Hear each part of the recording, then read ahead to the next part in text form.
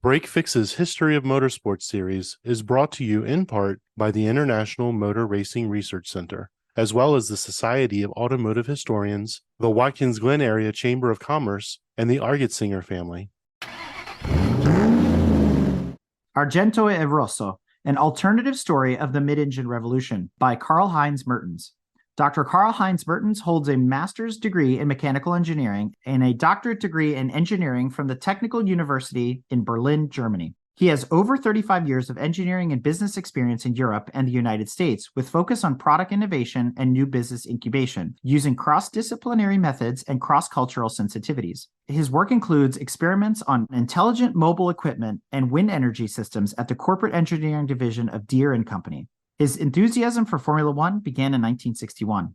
Mertens presents a what-if story. What if Robert Eberin von Eberhorst in 1953 would have joined the newly formed Unione Automobili instead of the Auto Union that was only a shadow of its former self?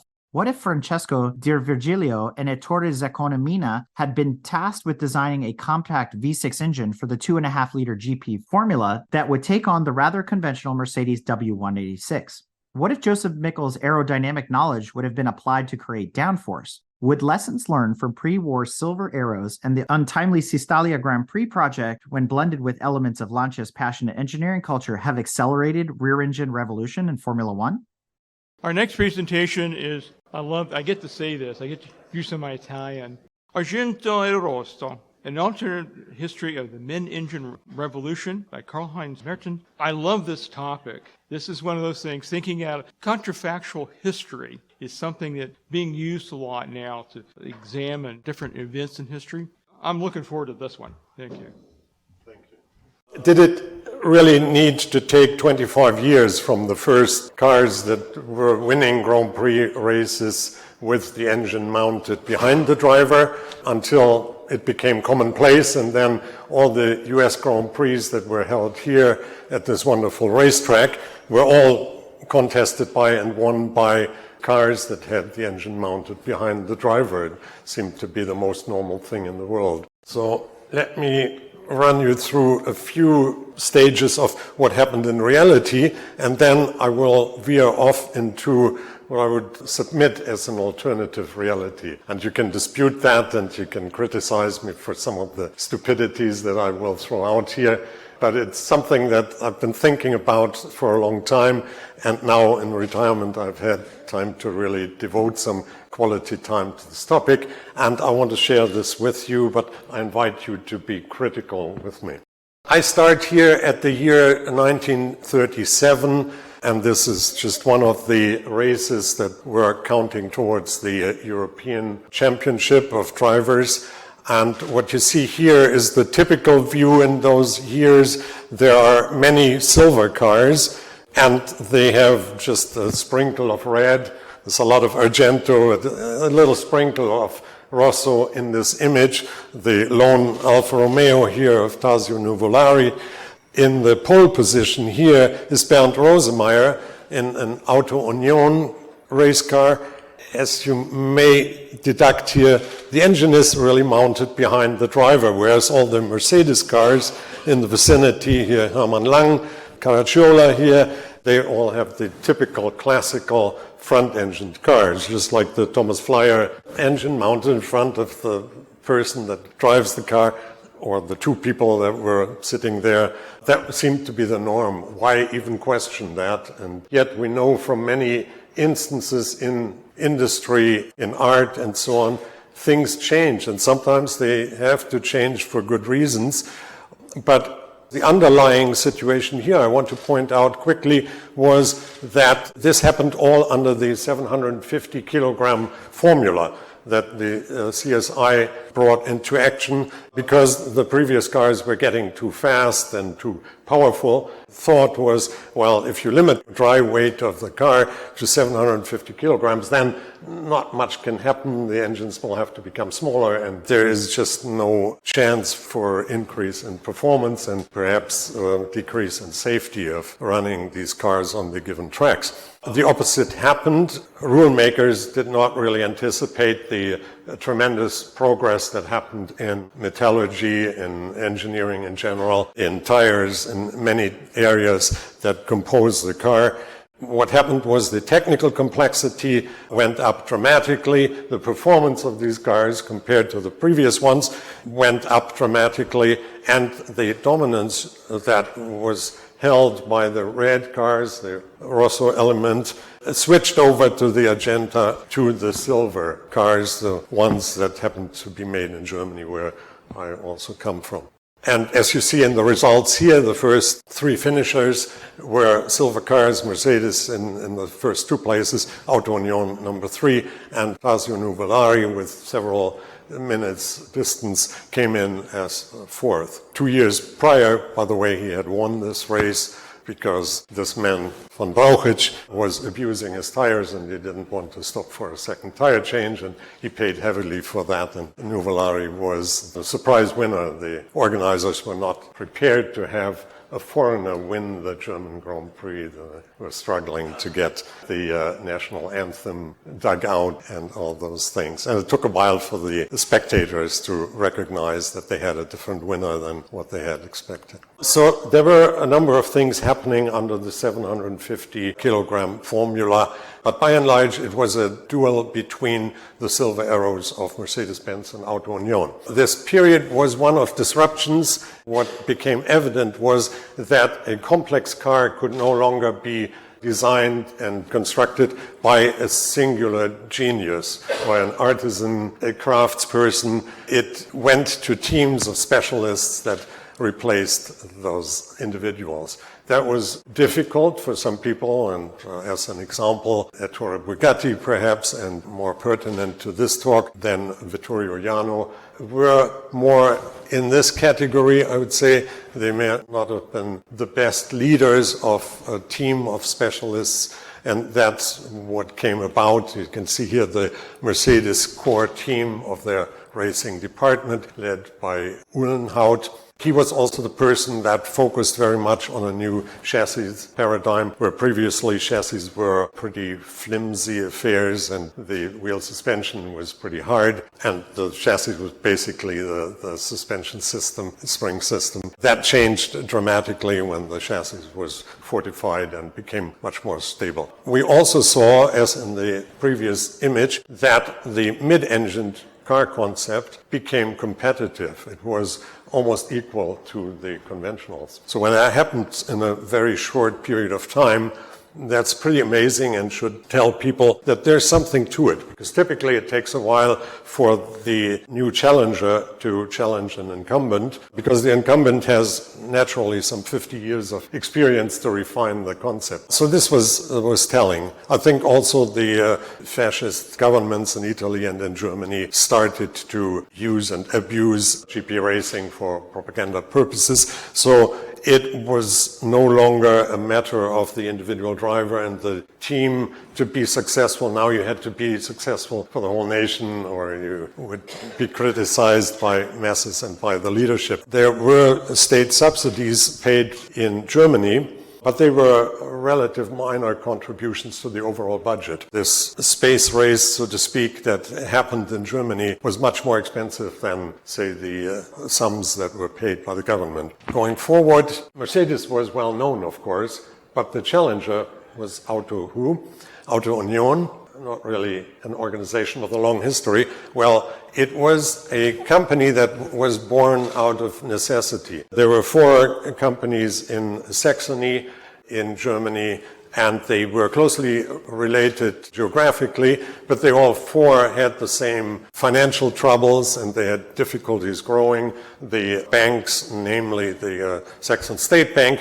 was very worried about their investments, and they said something needs to change here. Why don't we bring those 4 companies together and work towards economies of scale? So in 1932, those 4 companies, previously independent, Audi, DKW, or DKW, Horch, and Wanderer, were brought together into this Unione AG. The company kept a multiple brand strategy. When you look at these bar graphs, you see that the portion of the bars here stands for the DKW contribution here, a very simple and low-cost car made the majority of this business in terms of volume, sold cars per year. And you can see over the years there was quite an increase. The company, Unione, became the number 2 in Germany, but not many people knew about the name and could relate the name to specific projects and products. So either they had to go big time into advertising or to go racing and make a name for themselves.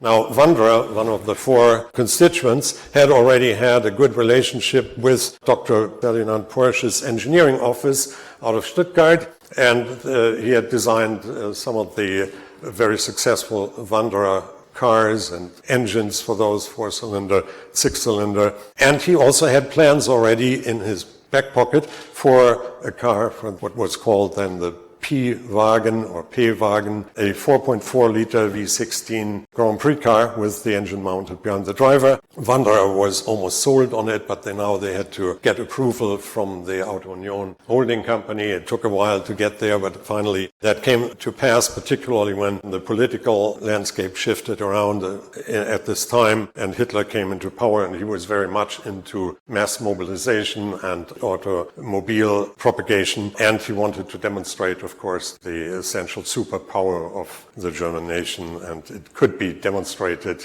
in some sort of a space race that at that point was auto racing. Now, the Porsche design, quite intricate and complex, was only that. It was a design. Porsche's engineering office did not build anything really other than some rough prototypes. So it had to be done within Unione, that they had to come up with a real car, and the task was given to this gentleman here who smokes, and the full picture would show there's a race car in this vicinity, and this is taken at the boxes. And it was Robert Eberin von Eberhorst. His statement was from the get-go, he was completely convinced that this, what he then called the rear engine concept, was really the real deal, and he was fully behind propagating that. Here we learn a little bit more about Ferdinand Porsche's P-Wagen, as documented in patent literature here. And what you see here in particular is, of course, the general concept of the car. The engine is here, the gearbox cantilevering behind the rear axle. What he pointed out in this particular patent text and claims was that the line here, the yellow line, which is close to what we today would call the roll axis of the vehicle. In those days, the term had not been coined, but he pointed out this axle was very important and it should go through the center of gravity of the unsprung masses. When that was accomplished, then there would be no sideway inclinations of the car, and they would be absolutely done with, and the car would really hold the road like a board sliding over the road. There would be no tilting or rolling of the car. You can see a little bit here Bernd Rosemeyer negotiating a corner at the Donington circuit in England. You can see that there's not much roll here, but there's a lot of oversteer and opposite lock, and it wasn't easy to control these cars at the time, because there's a bit of a flaw in this concept that looks good on paper, that there should be no roll. Roll is a pretty good early indicator that the car is getting closer to its limits, the adhesion limits of the tires, and so you want to have a little bit of roll, otherwise the driver will get much more surprised by the rear stepping out. That was a lesson after World War II.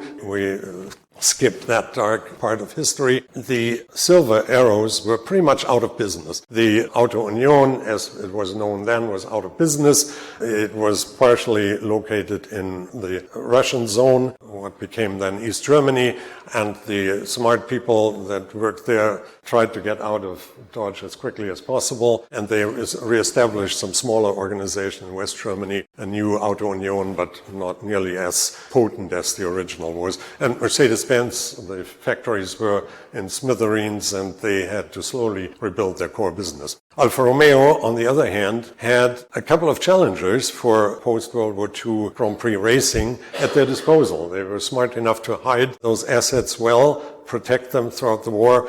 And they had two concepts. And one was what we know as the 158 Alfetta, which was a conventional car with the engine in front. And there was the second one that was the 512, very much modeled after the Unione race cars. And you can see here, it had a very high roll center in the rear axle, and it pretty much copied the same slope of the roll axis as the Porsche patented outline. This was more or less a brainchild or project directed by Wilfredo Ricard, who was a very theoretical man, studied, not necessarily the most practical person, and not a person who interacted well with the more practical people, maybe the previous artisan generation. There was a bit of a wall between them. So he persisted with this relatively high roll center here.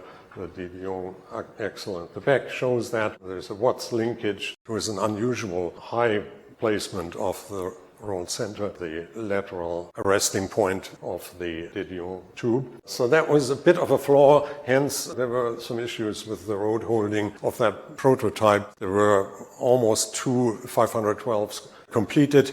The first one was tested in 1940. It showed some difficulties with road holding. Now, on the other hand, the 158 had its own chassis impairments that would show up later as the engine horsepower increased quite dramatically. But for now, you could argue when Alfa Romeo decided what to go racing with after World War II, the Alfetta was the more reasonable choice. Early on, way back when I first thought about this alternative history, this seemed to be a perfect deviation point, where you deviate from real history into La La Land. And my first thought was, why don't we just shift from one car to the mid-engined car, the 512? Well, it is not quite that easy as it showed once I did a little bit of my way of research and dug into literature and all kinds of prior art that existed at the time. It seemed that there were issues, obviously, in the design, which could have been changed and further developed.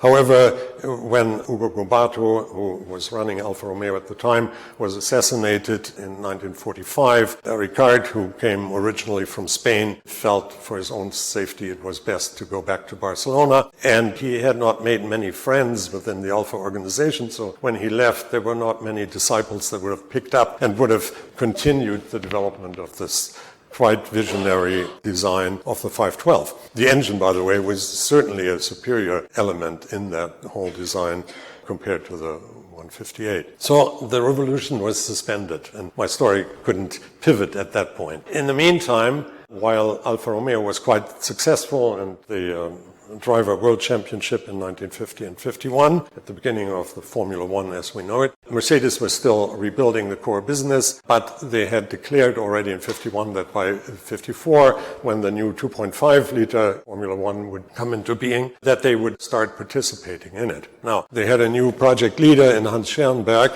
but they also had some of the old experienced guys like Alfred Neubauer, Rudolf Uhlenhaut at their disposal to start building this next generation of Silver Arrow. And they had roughly 200 staff members at their disposal, which is a huge number of engineers and technicians and fabricators in those days. So they were going all out. They were not kidding when they said in 54 we want to be on the racetrack again. And they had further access to about 300 specialists within the corporation that they could get information from on a part-time basis. So there was a lot of potential there in terms of engineering horsepower know-how. They also worked quite well with Porsche, that they had been working with as a partner during World War II on fuel injection systems. So they got a lot of help there in optimizing their direct fuel injection system, which was also an improvement over competition. So you wondered who could be an opponent for this onslaught by Mercedes-Benz after World War II. Certainly none of the German companies. We had already briefly stressed Unione, the newly formed GmbH, wasn't really in a position to do that. They didn't have the means. Borgward, who was kind of a multi-brand cluster of companies as well, they were into touring car racing to some extent. Veritas was a very small-scale builder of race cars. kind of a silver arrow that they tried, and they used the BMW 328 engine for their efforts. Well, as they were not that successful, BMW asked them to stop using their engine, and then they had to make their own engine, and they dabbled with two-cycle engines. They wouldn't go anywhere. They didn't have anywhere near these resources. So that didn't work out well. Meanwhile, in Italy, after Alfa Romeo was already quite successful with the pre-war designs, and they were thinking about they needed to have a new design in order to stay competitive. Goraghi, who was then running Alfa Romeo, and his leadership team felt it was enough with racing, and it was good to stop at the height of their success rather than continuing and risking to lose the glory that they had accumulated. Ferrari was, particularly in the context of mid-engined cars, a big opponent. To him, the ox or horse always must pull the cart. This is thought kind of a faulty analogy, because even front-engined cars push the car as long as it's rear-wheel driven. And then there was Cisitalia, who was a small company with huge ambitions, and they had contracted the Porsche engineering team to design the 360, a very advanced mid-engined Formula car, Grand Prix car, that was very complex. And Duzio, who owned Cisitalia at the time, was way over his head, I think, in terms of financial commitments and understanding how much it would take beyond the initial design of a car. You have to field it, and then you have to also be aware that when you start, even if you're very competitive at the beginning, competition isn't going to sleep. There will be upgrades, and you will have to upgrade yours. And so they just didn't have, based on their relatively small, tiny boutique car company with beautiful cars, with bodywork styled by Farina. They were popular, but they didn't make much money, so there wasn't anywhere near the financial wherewithal to support a Grand Prix project like this. The engine, by the time 54 would roll in, the 1.5 liter supercharged engine was obsolete, so they would have to get a different engine. But by 49, Cisitalia was pretty much bankrupt, and Duzio took the car and himself over to Argentina, and there was no real engineering support. So this project, which was very promising, died out before it ever really got onto a racetrack. Also, they waited way too long to do the first on-track tests. They wanted to build 6 cars, ideally, and then think it was perfect to go racing. So they didn't really worry much about the four-wheel drive that was part of this car, and to try it out and to understand how does it work on straight ahead and in curves and so on. So there was a lot of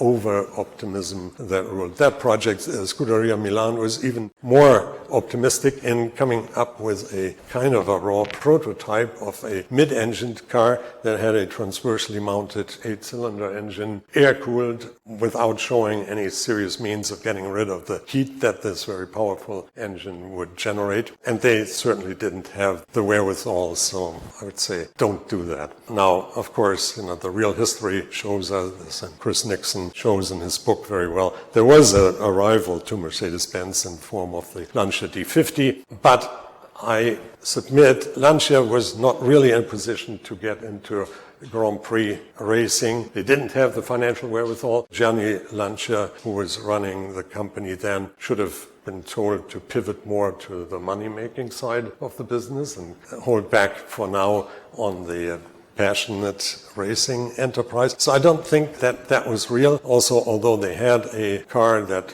after some development showed promise and could have challenged Mercedes, they could probably not withstand the ongoing upgrades and competition that would raise the bar. So my conclusion here is there was no single entity in Italy or elsewhere in France or England that could really mount a challenge to Mercedes-Benz, and therefore something else would have to happen in order to fulfill my dream of propelling forward the change to rear-engined cars. So I've defined 2 conditions that are necessary for enduring Grand Prix success. It probably pertains to other classes as well. An effective project has to have a solid funding and a long-term commitment. It can't just be a commitment. It has to be more than 1 year. It has to be an extended commitment from a potent industrial corporation, I would say. It doesn't necessarily have to be a car company, as Red Bull today demonstrates this, but it should preferably be one. And I would submit as a second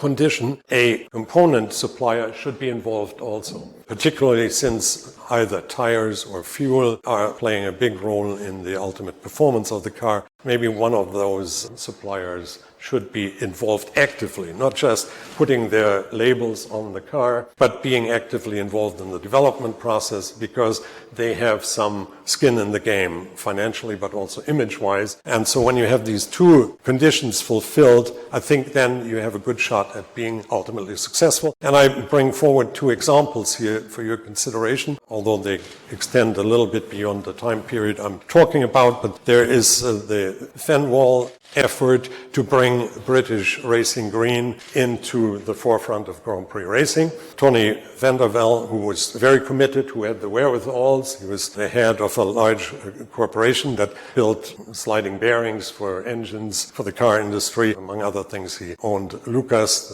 was responsible for the Prince of Darkness. And insofar, there was some potency there. And over years, first he started out with modified Ferraris, as you know. Then he pivoted towards his own design and was ultimately successful. In 1958, he won the first Constructors' Championship, which was then open for the first year. Not the Drivers' Championship that went to Mike Hawthorne on a Ferrari. And then you could say Rubery Owen, which also adopted the BRM project, which was kind of flawed from the get-go when it was this design by committee organization way back in the 40s. But it was like a cat with many lives. It ended up at some point, once the automotive component company, Rubery Owen, pulled pretty much out of that venture, then we find an example where a different type of sponsor comes into the picture. And that would be one way, but that sponsorship was not really contributing to the technical development. And it was pretty feeble because they went from one car company to the next, and sometimes they supported more than one, but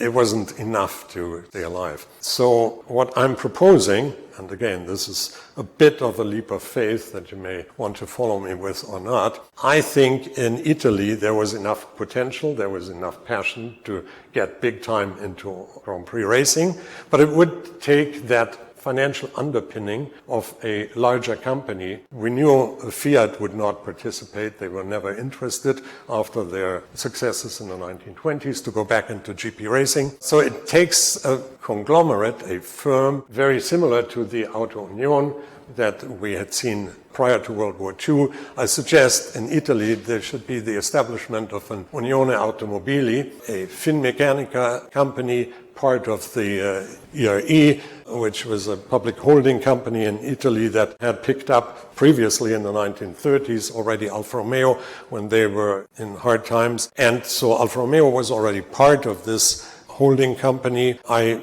submit, when you look at the categories here and the brands that Auto Union had, then Alfa Romeo probably would be an equivalent to Wanderer. The DKW, I'm struggling a little bit with it. I think ISO Rivolta, and the Isetta would be an interesting play.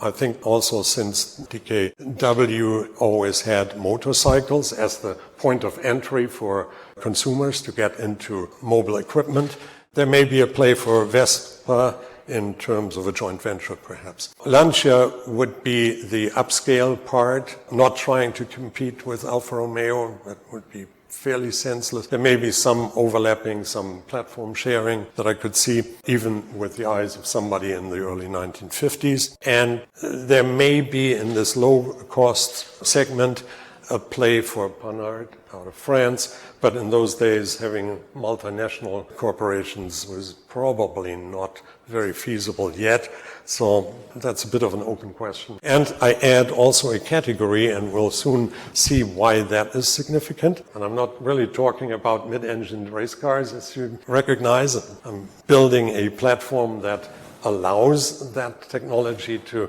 really take place in a big scale. I submit also tractors could play a role. And there is a play for the Same tractor company that also has a long history of being connected to Alfa Romeo, because the Cassani brothers that formed Same had previously formed Spica.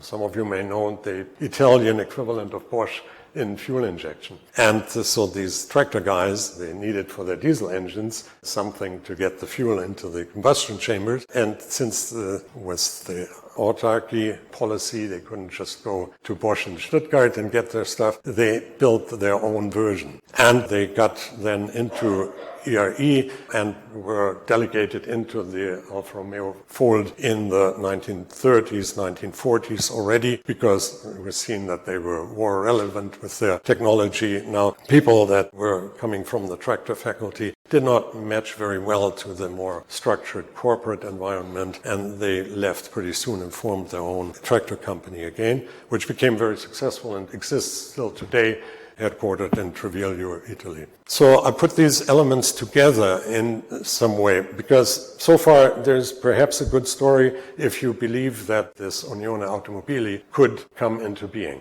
But, of course, in every good story, there are heroes and there are villains. And I think a very obvious villain, kind of the white elephant in the room, Fiat would probably not sit still and say, oh, this is nice, there's a new competitor being formed, and public money goes into that also. So somehow Unione Automobili would have to create a competitive advantage that was compelling, particularly to the politicians of that time. Because Fiat had clout in the political space at the time and had for decades. So one of the things Fiat was not terribly interested in was helping to sustain or to develop the Mezzogiorno, the poorer lower part of Italy, which was mostly an agrarian society with a lot of manual labor in agriculture. So that's where the slow development comes into play to gradually bring up the technical capabilities and financial wherewithals in southern Italy, rather than putting some of these huge projects into place as had been done and was done later on with steelworks and so on,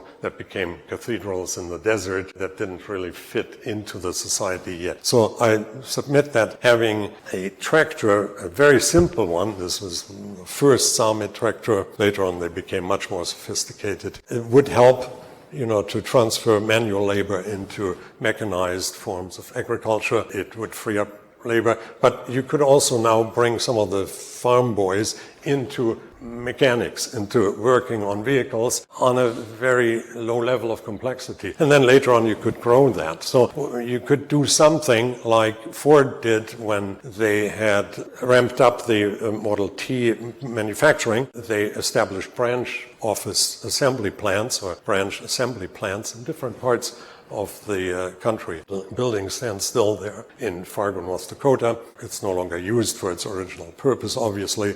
It's a nicely converted office building. But they assembled parts that were shipped from Detroit to these remote areas and helped to reduce shipping costs, for one thing, because when you ship more cars, you're shipping mostly air. They shipped some parts that came from the mothership, and then there was some local content gradually introduced. So when you do that, you have some more sustainable, gradual development of a more agrarian company. And frankly, people who come from the land, who see the progress that mechanization can bring, they will buy more into this, and they will later on become good mechanics and good people that can assemble more complex vehicles in the South. So also, Unione Automobili can leverage state development funds that were available at the time, Casa per il Mezzogiorno and the INR Casa for public housing, could have been dipped into, particularly if the political communication would have worked well. Now,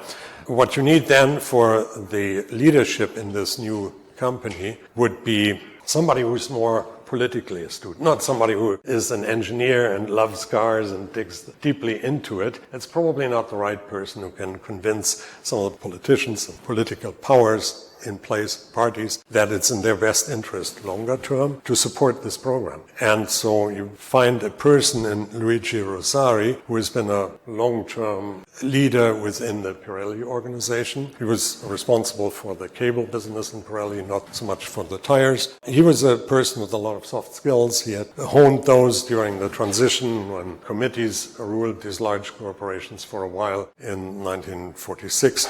And so he had good experience constraints and labor relations, which down the road would become invaluable. He was very much about this gradual and sensible growth of the Mezzogiorno. And so now we look at the industrial supplier, the component supplier, and we checked in a due diligence process for companies, and the choice is pretty obvious. There are companies that have technical know-how, like these folks that make frames for race cars. They're very specialized in that. They're very good at tubing and forming oval tubing and tapered tubing and so on. Gilco, Automotive, very good, but they also work for Ferrari and for Lancia and for whoever pays them. So you don't want to really get them too close to what you're doing with your new concept. Olivetti is certainly interesting from a technology perspective because they were getting into digital computation at that time already, the typewriter folks, obviously. Long term they may be interesting, but short term they were also a little bit of an utopian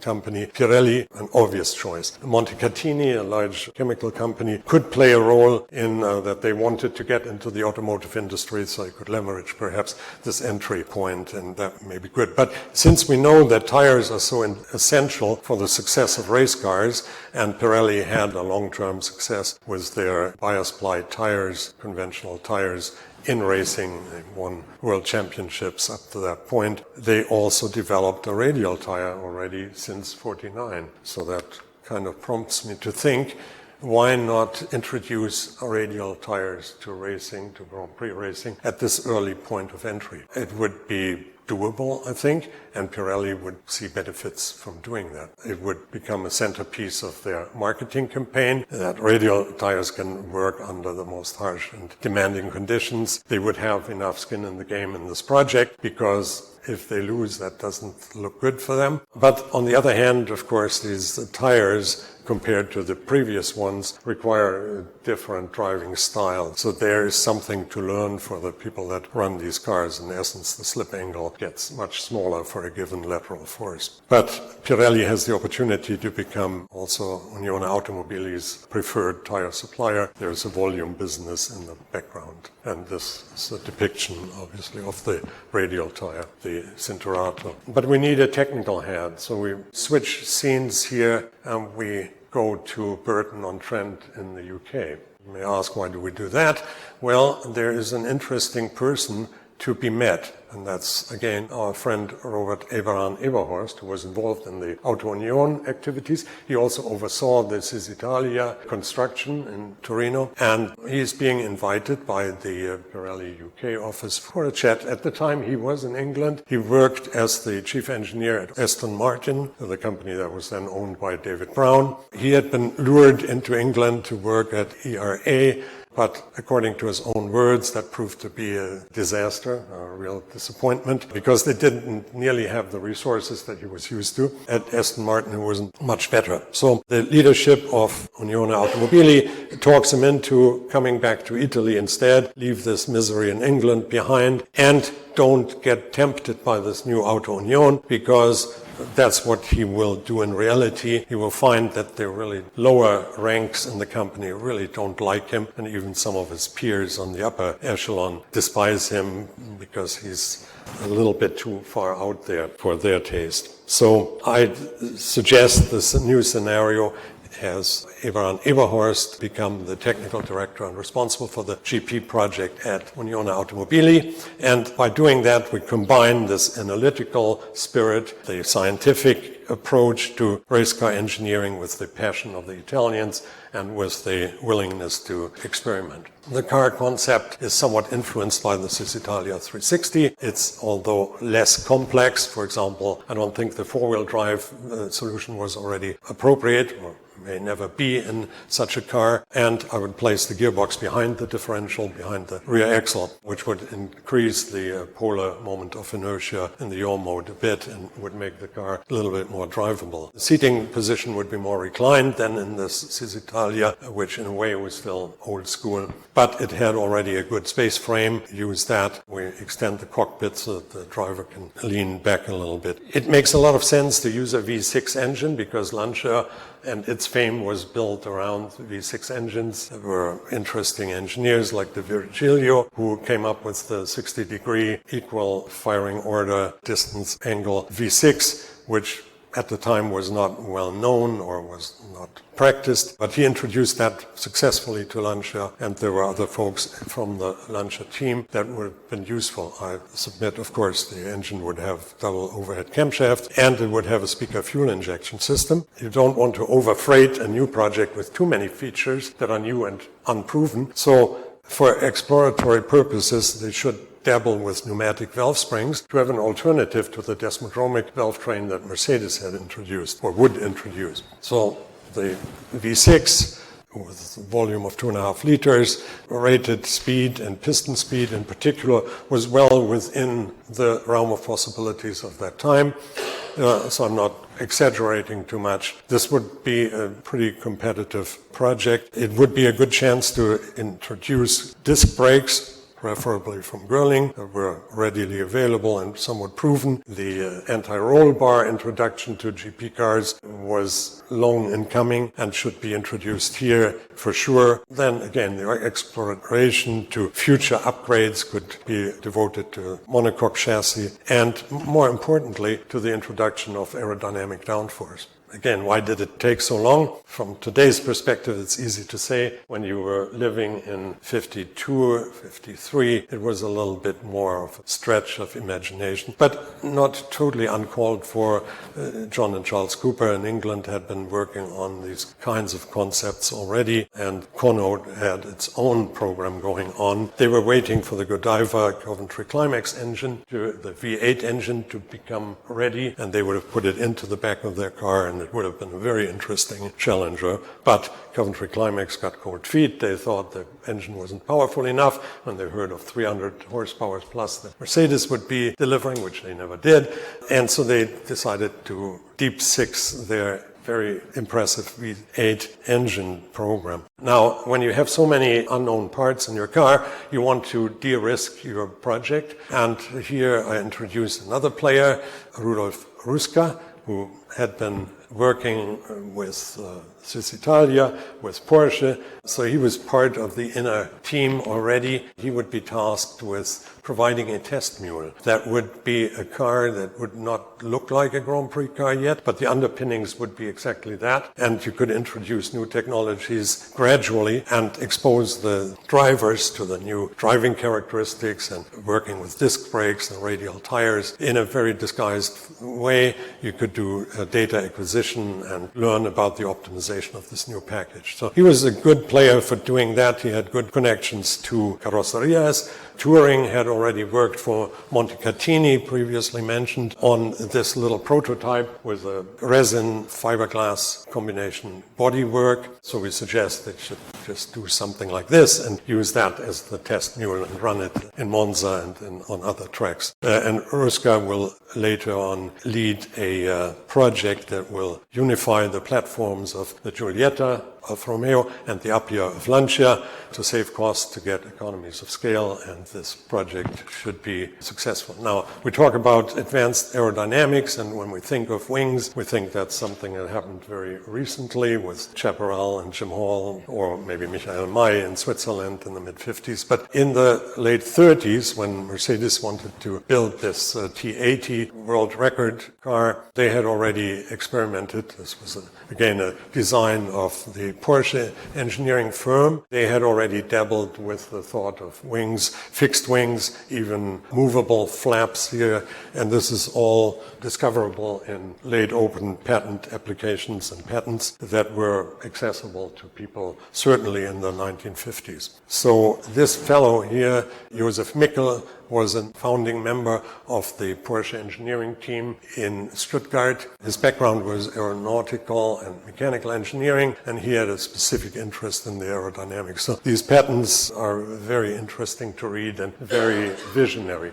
Because we need also drivers, obviously, in order to make this a successful project. And here I propose that Alberto Ascari is undisputable the best choice to be driver number one. He was the world champion in 52, 53, and he left Ferrari not for Lancia, as in real life, but here he comes to Unione Automobili and will be their star driver. Most likely will not have a splash in the Monaco harbor, and he'll have no reason to drive a sports car of Ferraris on May 26th, 1955, where he fatally crashes. And the second one, just briefly to round this out, we learn from the Rosemeyer experience and bring in somebody from the motorcycle faculty, a two-time world champion that was proven on 500cc motorcycles, Schillera. He won 2 titles, and so he would be an interesting addition to the team because he would bring a different driving experience with him, and